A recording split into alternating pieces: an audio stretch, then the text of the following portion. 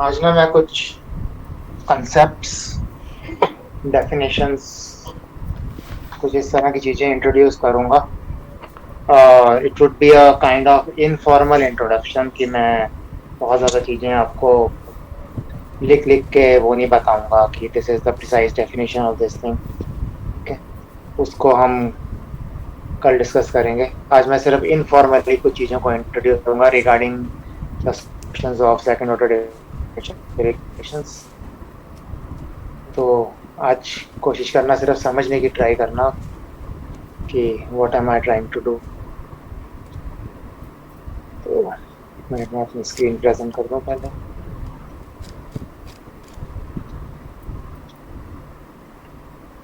Hmm,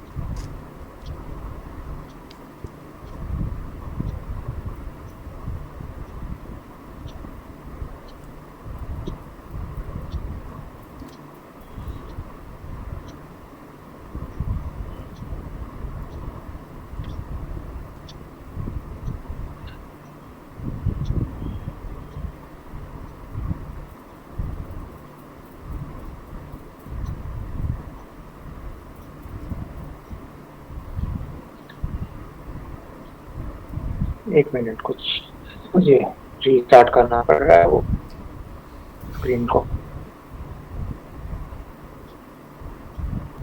just trying to understand these concepts first, उसके बाद हम कुछ और देखेंगे। अह, हमारे पास टू स्टार्ट विद ये डिफरेंशियल इक्वेशन होगी a not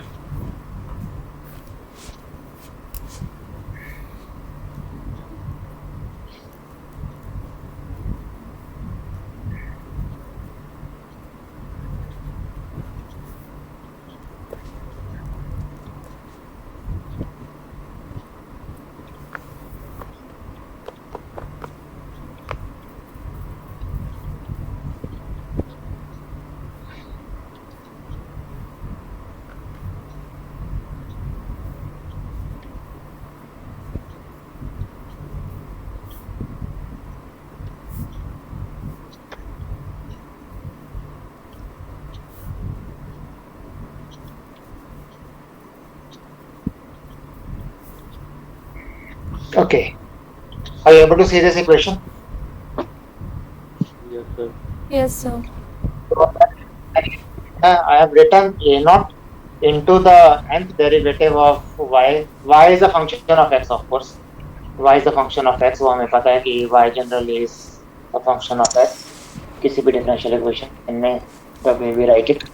So it's a naught into dn y by dxn plus a1 into dn minus 1 y by dxn minus 1 plus a2 into dn minus 2 n minus 2 का मतलब the n minus 2th derivative of y with respect to x plus so on a n minus 1 के साथ dy by dx a n के साथ y is equal to bx where this bx is some function of x, इसमें y involved नहीं है। ठीक है,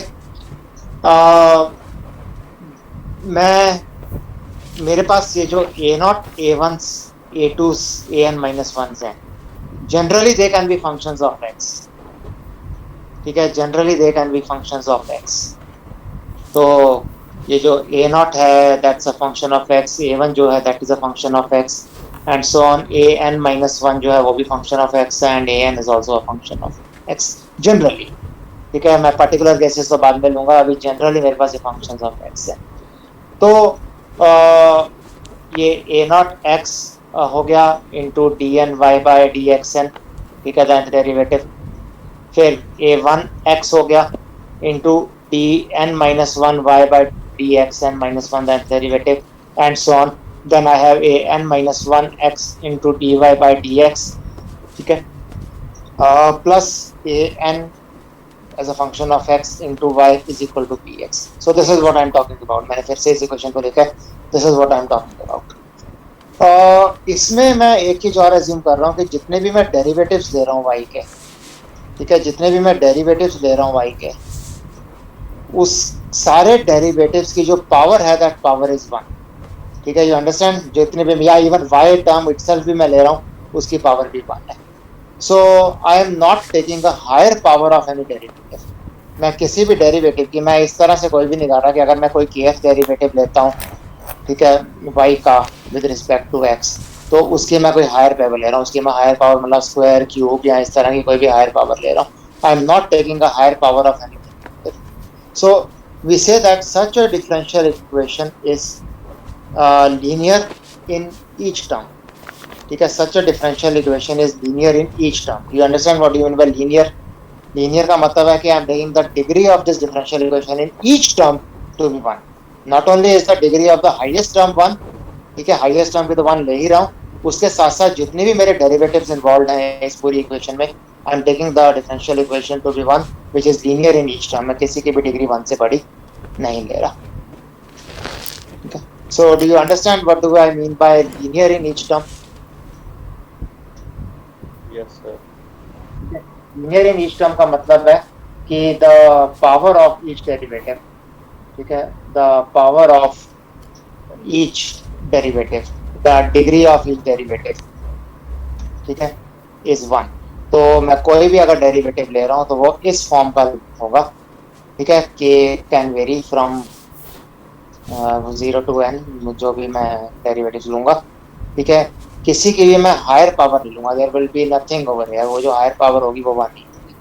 the power of each derivative is one, that is what I mean by linear in each term.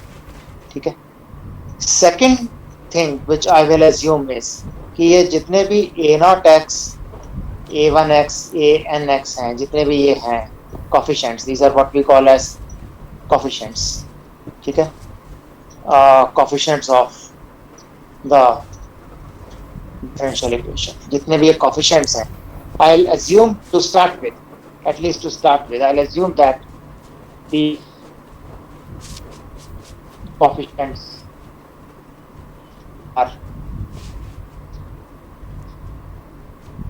constants. अगर नहीं हो तो उनको भी सॉल्व करेंगे, but to start with, I will assume that all these coefficients. So constants होंगे तो मैं इनको simply a1, a2, an, a0, a1, a2, an से denote करूँगा, where these a0, a1, an are all constants. They are no longer functions of x. ठीक है, they are all constants. ठीक है, is this assumption also okay? Yes sir. कि जो coefficients हैं उनको मैं कांस्टेंट सपोज करूंगा। So with this two assumptions, मेरी जो इक्वेशन है वो बन जाएगी a0 into dn y by dx to the power n plus a1 into dn minus 1 y by dx to the power n minus 1, ठीक है, the n minus 1 derivative plus an minus 1 into dy by dx plus an into y is equal to bx. Right hand side अभी bx है। ठीक है, where I am assuming that these a0, a1, an are all constants. जितने भी coefficients I am assuming these coefficients to be constants. ठीक है, is that okay? Yes sir. अब एक और चीज, I'll denote this d by dx by the symbol d. एक notation introduce कर रहा हूँ, I'll denote this d by dx by the symbol d.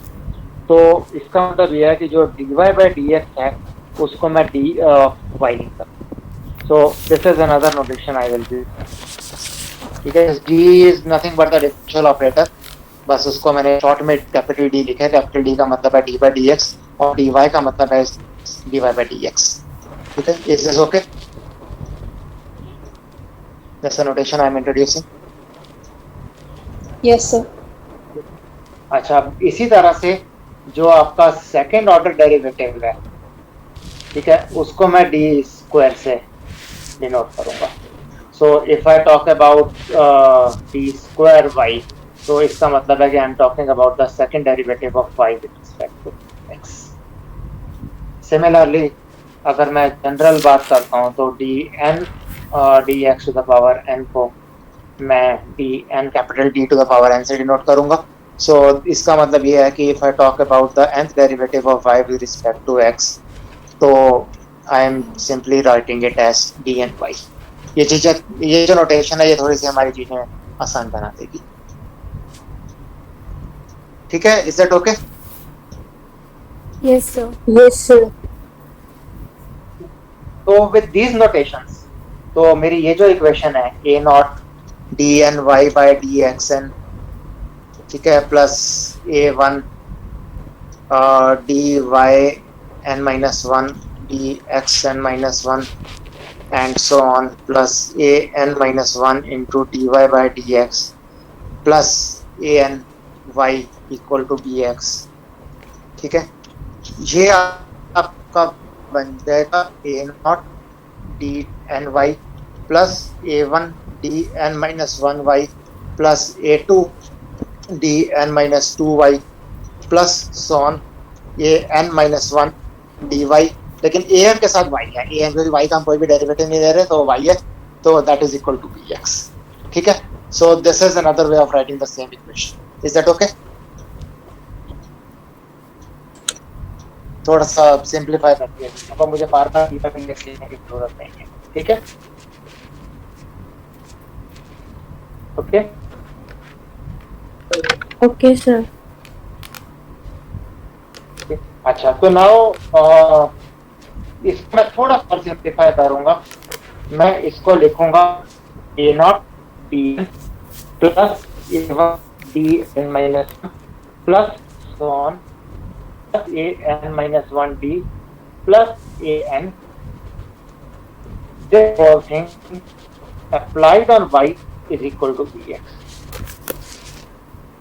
Basically I am treating this thing, this is basically a polynomial in D, this is basically a polynomial in D, ठीक है, and I am treating this as an operator, ठीक है, and I am applying this operator on y.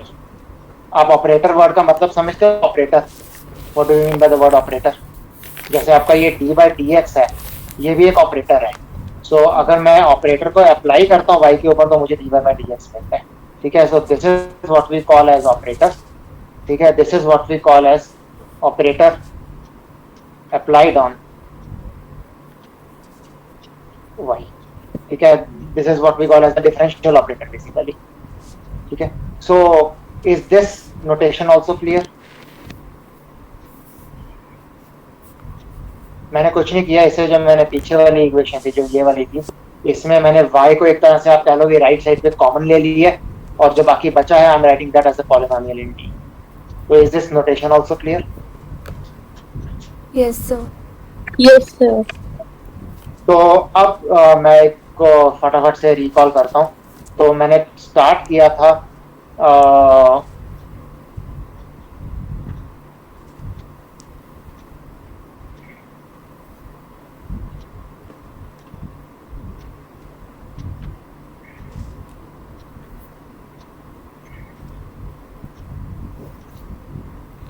इस चीज से, ठीक है, मैंने स्टार्ट किया था इस चीज से, इसको मैंने लिखा इस तरह से,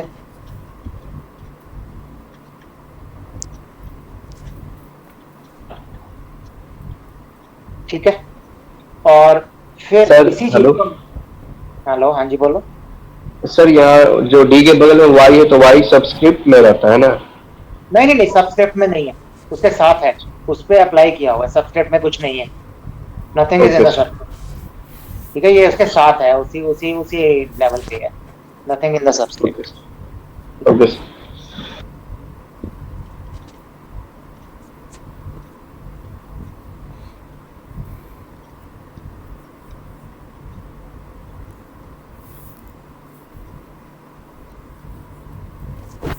और इसी चीज को मैंने ऐसे लिख दी, ठीक है। ये जो तीनों चीजें मैंने लिखी हैं, all these three things they represent the same thing, ठीक है। ये इन्हीं एक ही इक्वेशन को लिखने के तीन अलग तरीके हैं, ठीक है। इनमें से ये जो तीसरा तरीका है, जो ये वाला, this third thing, this is the one which will be mostly following. Of course ऐसा नहीं है कि हम ऊपर वाले दो फॉलो नहीं करेंगे या लिख नहीं सकते कभी, ऑफ कोर्स उनको भी यूज कर सकते हैं, but the most convenient one two use is the third way of writing. तो इज दिस क्लियर मैंने क्या किया? Yes, sir. Okay. Yes, yes. And further I'll supposing to start with I'm supposing, ठीक है, कि ये जो a naught a1 an है, ठीक है, they are to start with they are supposed to be constants, ठीक है, to start with they are supposed to be constants. Okay, to start with they are supposed to be constants. So such a kind of differential equation, this is a differential equation actually, ठीक है, तो such a differential equation is called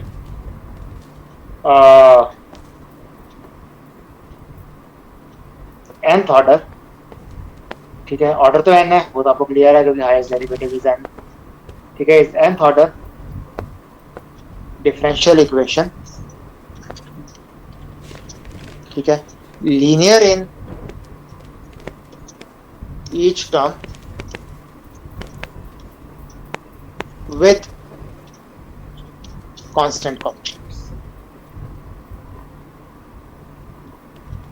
ठीक है, such a differential equation is called an nth order differential. और क्योंकि of course मैं अगर nth order की बात कर रहा हूँ तो मैं ये जरूर सपोज कर रहा हूँ कि a नॉट मेरा जीरो नहीं है, क्योंकि अगर आपका a नॉट जीरो हो गया तो उसका ऑर्डर कम हो जाएगा ऑब्वियसली, ठीक है, a not is not zero, the first coefficient at least should be not zero, तभी वो nth ऑर्डर की होगी. अगर आपका a नॉट ही जीरो हो गया तो nth ऑर्डर नहीं होगा, फिर वो n-1 ऑर्डर हो जाएगा.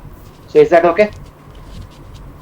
Such a differential equation is called nth order differential equation, linear in each term with constant coefficients. ठीक है, तो तीन चीजें हैं इसमें, nth ऑर्डर है, ईच टर्म में लीनियर है और कांस्टेंट कोएफिशिएंट्स है. Okay,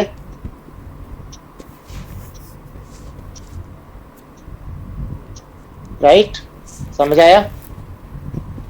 Yes, sir. Yes, sir. Okay, so if you have understood this, ये अभी नोटेशन से इंट्रोड्यूस कर रहा हूँ मैं, कुछ अभी सॉल्व नहीं कर रहा. फर्दर मैं क्या करूँगा, I'll further categorize this nth order differential equation into two types. मेरी ये इक्वेशन है a नॉट dn, ठीक है, plus a1 dn minus 1 plus an d plus sorry an minus 1 d plus an applied on y, ठीक है, is equal to bx, ठीक है. अब डिपेंडिंग अपॉन दिस bx मैं इसको फर्दर दो कैटेगराइज में करूंगा. तो अगर मेरा bx जीरो हो जाता है, ठीक है, तो उस केस में आपकी इक्वेशन बन जाएगी a naught dn plus a1 dn minus 1 plus an minus 1 into d plus an applied on y is equal to zero. अगर तो आपका bx जीरो हो जाता तो ये बन जाएगी. तो उस केस में वी से दैट फर्दर वो जो पीछे लिखा था ये सब चीजें ये तो है ही है, further along with it we say that this equation is homogeneous, ठीक है. एंड अगर आपका bx जीरो नहीं है, ठीक है, then we say that this equation, ठीक है, then we say that this equation is non homogeneous. Okay, तो मैंने इसको दो अलग अलग उसमें कैटेगराइज कर दी है. अगर आपका bx जीरो है तो हमारी ये इक्वेशन बन जाती है, ठीक है, तो उस केस में इस इक्वेशन को हम होमोजीनियस कहेंगे. और अगर आपका bx जीरो नहीं है तो उस केस में आपकी जो इक्वेशन है that is said to be non homogeneous, ठीक है, of course with constant coefficients linear in each term. Okay, difference clear है between a homogeneous and a non homogeneous equation? Yes, sir. Clear. ठीक है, ये वाला जो homogeneous है ये वो वाला होमोजीनियस नहीं है जो हमने अभी केस 5 में करा था, केस 4-5 में जो किया था वो अलग चीज थी, वो होमोजीनियस डिग्री से रिलेटेड था. ये अलग होमोजीनियस है, ये हायर ऑर्डर डिफरेंशियल इक्वेशंस के लिए एक होमोजीनियस इक्वेशन है, ठीक है.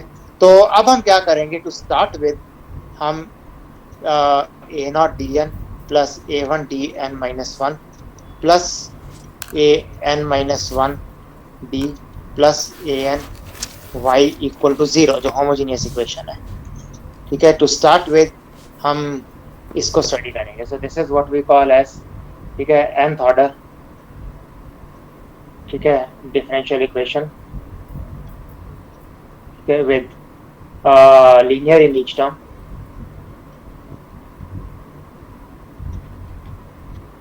ठीक है, विद कांस्टेंट कोएफिशिएंट्स, ठीक है, एंड homogeneous, ठीक है, this is called an nth order differential equation linear in each term with constant coefficients and homogeneous. तो टू स्टार्ट विद हम इस इक्वेशन को स्टडी करेंगे, इसके बाद we will move to non homogeneous equations, but अभी के लिए टू स्टार्ट विद हम इस इक्वेशंस इस तरह की इक्वेशन को स्टडी करेंगे, ठीक है। So this is our first topic which will be study, will find a solution to this differential equation, ठीक है, we'll find a solution to this differential equation. तो y is equal to something function of x आएगा, of course इसका solution क्या होगा। अच्छा, by the way this is an nth order differential equation। मैं nth order का मतलब है कि I'm supposing that a naught is not equal to 0, of course nth order differential equation है। मुझे बताओ इसका जो भी solution आएगा, उस solution में you know that the solution of any differential equation depend upon certain number of arbitrary constants। अगर आपको इनिशियल कंडीशन नहीं दी हुई तो, अगर आपको इनिशियल कंडीशन दी हुई है तब तो उन कांस्टेंट की वैल्यूज भी आप निकालते हो, लेकिन जनरल सॉल्यूशन की जब आप बात करते हो, जब आपको इनिशियल कंडीशन नहीं दी होती, तो the solution depends upon certain number of arbitrary constants. कितने कांस्टेंट्स पे आपका सॉल्यूशन डिपेंड करता है सर? एन मैक्सिमम ऑर्डर, जितना ऑर्डर है एग्जैक्टली, मैक्सिमम में जितना ऑर्डर है एग्जैक्टली उतने कांस्टेंट्स पे ही डिपेंड करेगा, ठीक है। जितना आपका ऑर्डर है उतने ही कांस्टेंट्स पे आपका सॉल्यूशन डिपेंड करेगा। आपको अदर वे राउंड भी आता है, अगर आपके पास कोई भी आर्बिट्रेरी फंक्शन दिया हुआ है depending upon certain number of arbitrary constants, तो उसे जब आप डिफरेंशियल इक्वेशन बनाते हो तो वो डिफरेंशियल इक्वेशन उसी ऑर्डर की बनती है जितने उसमें आर्बिट्रेरी कांस्टेंट्स हैं। We have been doing this ना, आपने डिफरेंशियल इक्वेशन बनाई भी हुई है, उल्टा काम भी किया हुआ है, सॉल्यूशन दिया हुआ है और आपने सॉल्यूशन से डिफरेंशियल इक्वेशन बनाई हुई है, right. So it's a general theory, it's a general result which says that the solution of any nth order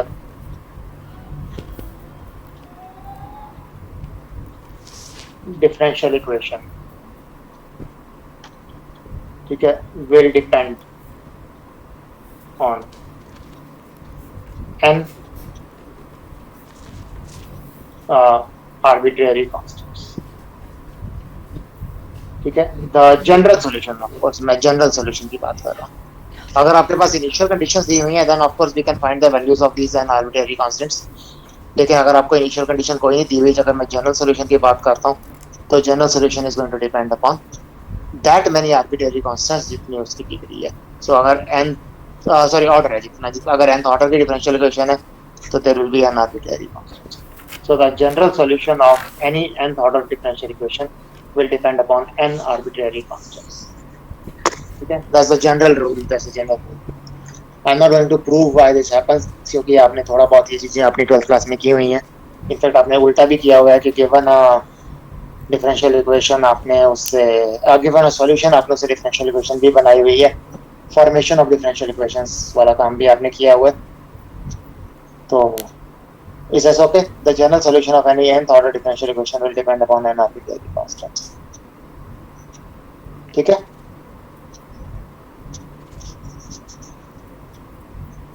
Yes, no? Yes, sir. अच्छा, अब हम क्या करेंगे, मुझे to start with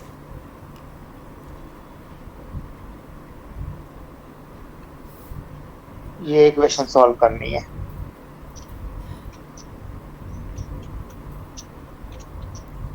homogeneous equation with constant coefficients, sorry मैंने line कर, ठीक है। Homogeneous equation with constant coefficients, मुझे ये इक्वेशन सॉल्व करनी है, ठीक है। I need to solve this equation. इस इक्वेशन को जब मैं सॉल्व करूंगा तो मुझे जो सॉल्यूशन मिलेगा that is going to depend upon n arbitrary constants. इससे पहले कि मैं इसके सॉल्यूशन की बात करूं और मैं ये मेथड निकालूं कि हम इसका सॉल्यूशन किस तरह से निकालते हैं generally, I need to define a few more concepts. I need to define a few more concepts. One concept which I need to define is of linearly independent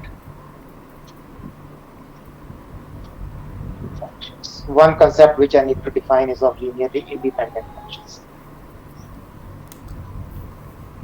अपने लीनियरली इंडिपेंडेंट वेक्टर्स के बारे में तो पढ़ा हुआ है, linearly independent and linearly dependent vectors, right?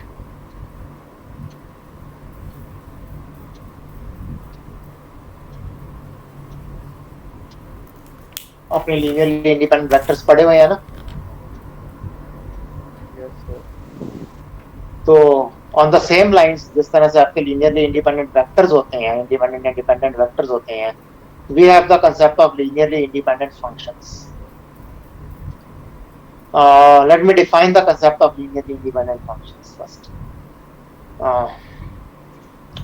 मैं इससे पहले कंसेप्ट डिफाइन करूं, मैं आपसे कुछ क्वेश्चंस पूछता हूं। मेरे पास ये एक फंक्शन है x² एंड x³, दो फंक्शंस हैं defined on the same intervals, defined on the same domain. Of course जब भी मैं लीनियर इंडिपेंडेंट फंक्शंस की बात करूंगा तो all these functions have to be defined on the same domain.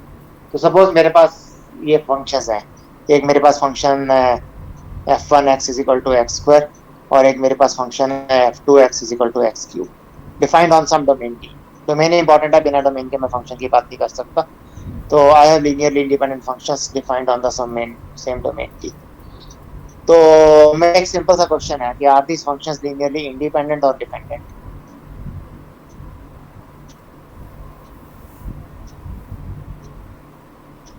Whatever you think of it, मतलब आप जो भी समझते हो कि ये इंडिपेंडेंट होंगे या डिपेंडेंट होंगे, मुझे बता सकते हो? सर नहीं होंगे। क्या नहीं होंगे? सर इंडिपेंडेंट नहीं है, these sorry they dependent नहीं है, these are independent of each other. ये इंडिपेंडेंट है। Why do you say कि ये इंडिपेंडेंट है? सर बिकॉज कोई भी फंक्शन हम तब कहते हैं कि लीनियरली डिपेंडेंट है if it is a constant multiple of another function. Okay, अगर ये कांस्टेंट मल्टीपल है आपके किसी भी फंक्शन का तो ये लीनियरली इंडिपेंडेंट है। अगर ये मल्टीपल है तो डिपेंडेंट, अगर ये मल्टीपल नहीं है तो ये डिपेंडेंट नहीं है, राइट? ओके, अगर मेरे पास तीन फंक्शंस हैं,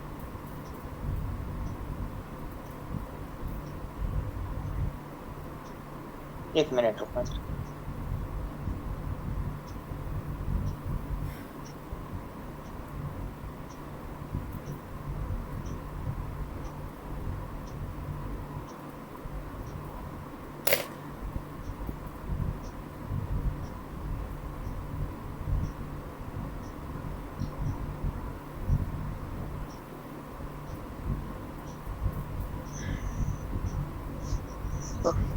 तो क्योंकि ये एक दूसरे के मल्टीपल नहीं है, I can not write x cube as say some lambda times x²।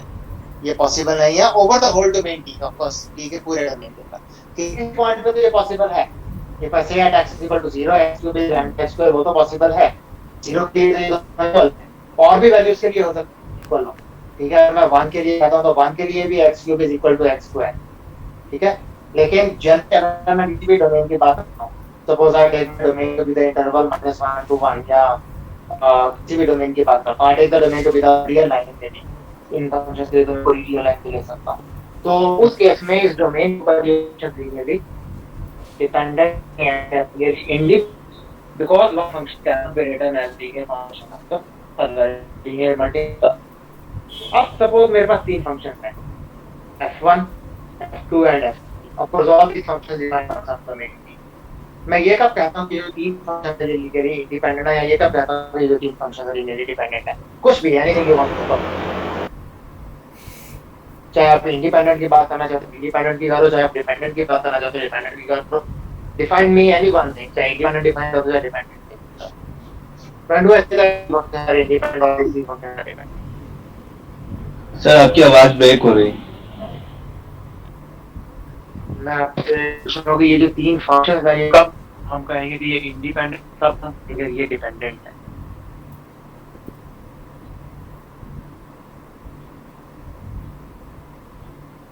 I'm trying to say ये very सही कहता हूँ, ठीक है।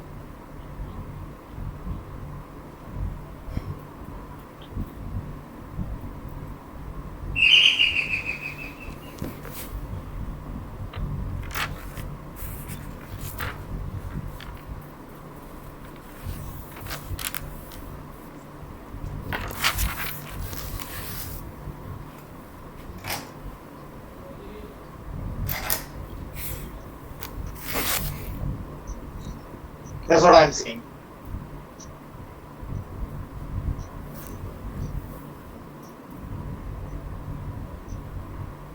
Sir, if any one of the function can be represented as sum of the other two function times some constant, तब वो होगा या डिपेंडेंट? ऐसे बोलो। कि सर कि इनमें से कोई भी एक function can be represented as a sum of the other two functions times तो सम कांस्टेंट, उस केस में हम क्या कहेंगे? कि ये डिपेंडेंट है। ओके, और इंडिपेंडेंट कब कहेंगे? जब आप ऐसा नहीं शो कर पाओगे। ओके, ऐसा करते हैं, हम कल कंटिन्यू करेंगे। आपने जो कहा ठीक है, इसको थोड़ा सा रिफाइन करना है। कल इसको रिफाइन करते हैं, लेकिन अभी आपको 2 मिनट रुकना, भी लॉग आउट मत करना क्योंकि शायद आपकी अटेंडेंस नहीं हुई है आज। मुझे 2 मिनट दो, कुछ प्रॉब्लम आ रही है, मैं अटेंडेंस ले लूँ आपकी।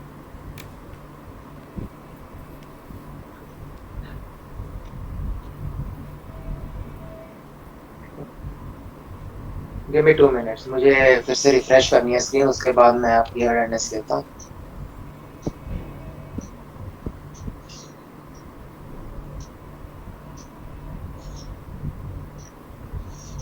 हम यहीं से कल कंटिन्यू करेंगे। एक बार थोड़ा सा सोच के आना कि what exactly I mean when I say that these three function are linearly independent और डिपेंडेंट। क्योंकि ये जो इंडिपेंडेंट और डिपेंडेंट का कांसेप्ट है, that is important when we solve these differential equations और डिफरेंशियल इक्वेशंस।